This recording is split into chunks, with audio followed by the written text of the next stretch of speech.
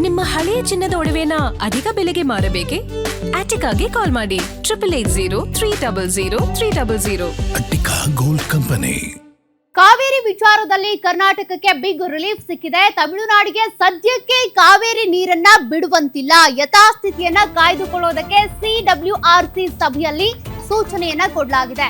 ತಮಿಳುನಾಡಿಗೆ ನೀರು ಬಿಡೋದಕ್ಕೆ ಸ್ಪಷ್ಟ ಸೂಚನೆ ನೀಡದ ಸಿಡಬ್ಲ್ಯೂಆರ್ಸಿ ಸಭೆಯಲ್ಲಿ ಮಳೆ ಕೊರತೆ ವಿವರಿಸಿದಂತ ಕರ್ನಾಟಕ ಅಧಿಕಾರಿಗಳು, ನಮ್ಗೆ ಮಳೆ ಬರದೆ ನೀರಿಲ್ಲ, ಕುಡಿಯೋಕ್ ನೀರಿನ ವ್ಯವಸ್ಥೆ ಇಲ್ಲ, ಮತ್ತೊಂದ್ ಕಡೆ ರೈತರು ಕೂಡ ಬೆಳೆ ಬೆಳೆಯದ ಪರಿಸ್ಥಿತಿಯಲ್ಲಿದ್ದಾರೆ, ಇದೆಲ್ಲವನ್ನು ಕೂಡ ವಿವರಿಸಿರೋದ್ರಿಂದ ಸದ್ಯ ಈಗ ಕರ್ನಾಟಕಕ್ಕೆ ಬಿಗ್ ರಿಲೀಫ್ ಇದೆ.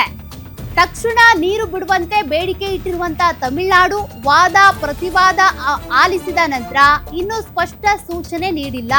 ಅಂದ್ರೆ ನೀರು ಬಿಡ್ಲೇಬೇಕು ಅಂತ ಹೇಳಿಲ್ಲ. ಹೀಗಾಗಿ ಕರ್ನಾಟಕಕ್ಕೆ ಒಂದ್ ರೀತಿ ಬಿಗ್ ರಿಲೀಫ್ ಅಂತಾನೆ ಹೇಳ್ಬಹುದು.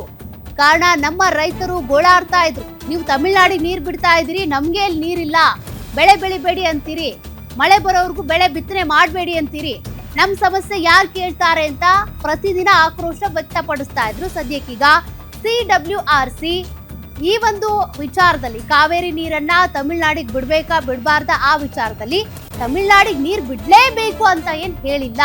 ಹಾಗಾಗಿ ಇದೊಂದು ಬಿಗ್ ರಿಲೀಫ್ ಅಂತಾನೆ ಹೇಳ್ಬೋದು.